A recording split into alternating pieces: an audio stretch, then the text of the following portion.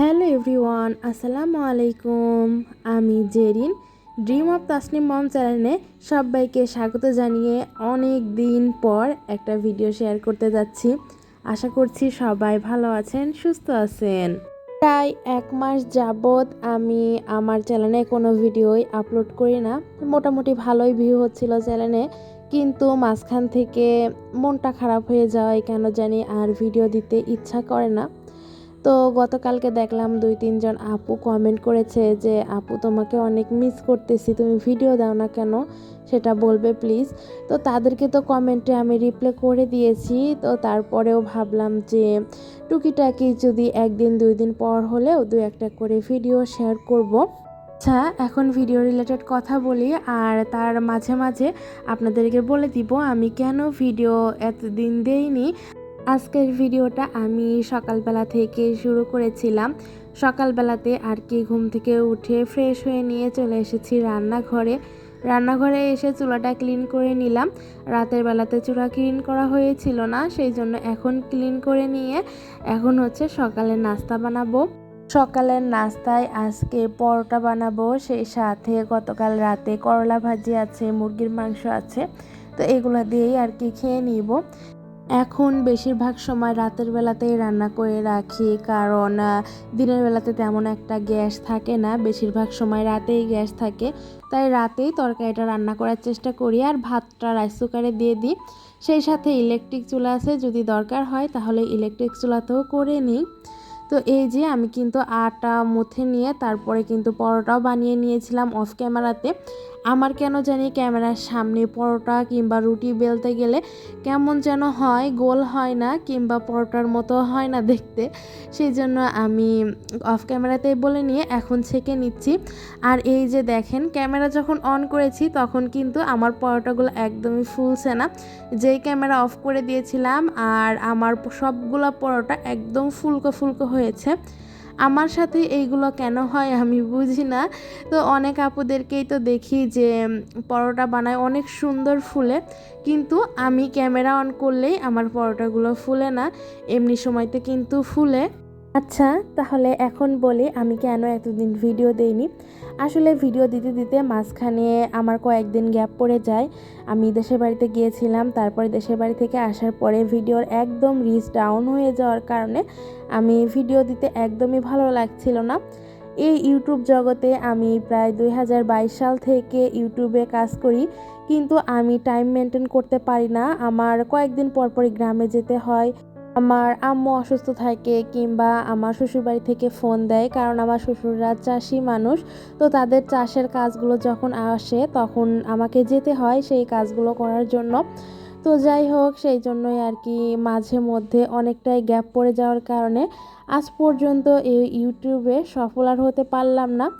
দীর্ঘ 3 বছর যাবৎ এই ইউটিউব প্ল্যাটফর্মে আসি, অনেক অনেক চ্যানেল খুলেছি, ভিডিও আপলোড করেছি, কিন্তু কোনো কিছুই হয়নি। এটা আমার কপালের দোষ না কিসের দোষ বুঝি না। তো সেই জন্যই এক পর্যায়ে গিয়ে আমার একদমই ভালো লাগছিল না ভিডিও দিতে। ভাবলাম এত কষ্ট করে ভিডিও বানিয়ে ভিডিওর যদি রিচ না হয়, কেউ যদি নাই দেখে, তাহলে কেন ভিডিও দিব। তো সেই জন্যই মূলত আসিনি। আর তারপরেও সবথেকে বড় কথা হলো, ইউটিউবে সফলতা পেতে হলে অনেক কিছুরই দরকার আছে। সবথেকে বেশি জরুরি হলো একটা ভালো স্মার্টফোন।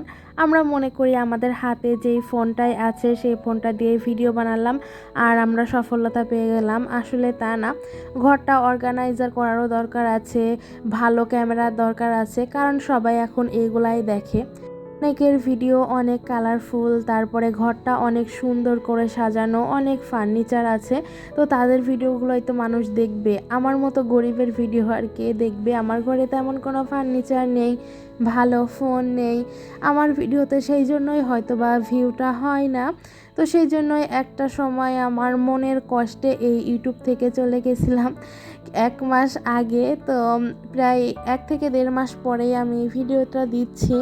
তো অনেক আপুরাই দেখলাম কমেন্ট করেছে, শুধুমাত্র সেই জন্য ভাবলাম যে আবার চেষ্টা করে দেখি যে হয় কি না। আসলে আমরা যারা একবার ইউটিউবে কিংবা ফেসবুকে ঢুকে পড়েছি, তাদের মনের যেই নেশাটা সেটা আর কখনোই যাবে না। কিছুদিন পর পর ভিডিও দিব, আবার কিছুদিন পর পর ভিডিও দিব না। কখনোই আমরা এই ইউটিউব ফেসবুক থেকে চলে যেতে একেবারেই পারবো না। কিছুদিন পর পর ফিরে আমাদের আসতেই হবে। তো কি আর করার, এই যে মনকে শান্ত করে আবার ফিরে এসেছি। আশা করছি এখন থেকে ভিডিও আপনাদের সাথে শেয়ার করব ইনশাল্লাহ, আপনারা যদি আমার পাশে থাকেন। আর হ্যাঁ, আমি কিন্তু প্রায় 3 থেকে 4 মাস ধরে নতুন একটা বিজনেস শুরু করেছিলাম। তো সেই বিজনেসে আমি 3 মাস একদমই কোনো অর্ডার পাইনি। প্রায় 1 মাস যাবত হচ্ছে আমি কিছু অর্ডার পেয়েছি। তো সেইগুলোরও মোটামুটি কাজ করতেছি দেখেই ইউটিউবে আর তেমন আসাও হয়নি। তো এই তো ছিল ইউটিউবে ভিডিও না দেওয়ার কারণ। যাই হোক, এদিকে আপনাদের সাথে কথা বলতে বলতে কিন্তু অনেক কাজই করে নিয়েছি।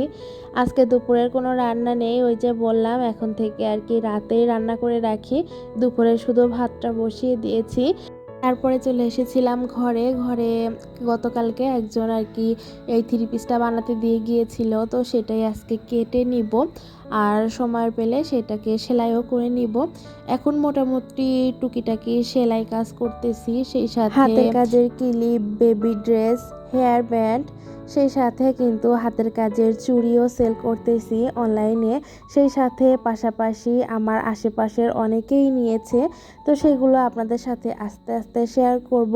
কিছুদিন আগে আমি শেয়ার করেছিলাম, তো একটা ভিডিও শেয়ার করার পরে কিন্তু আমি ইউটিউব থেকে চলে গিয়েছিলাম, সেই জন্য আর কি আপনাদের সাথে শেয়ার করা হয়নি।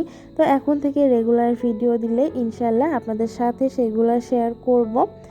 আর এই যে এখন আমি এই কামিজটা কেটে নিচ্ছিলাম, আর সেই সাথে কিন্তু এই কামিজ কাটার মাধ্যমে আপনাদের কাছ থেকে বিদায় নিয়ে নিব। সেই পর্যন্ত সবাই ভালো থাকবেন, সুস্থ থাকবেন। দেখা হবে পরবর্তী ভিডিওতে। আল্লাহ হাফিজ, আসসালামু আলাইকুম।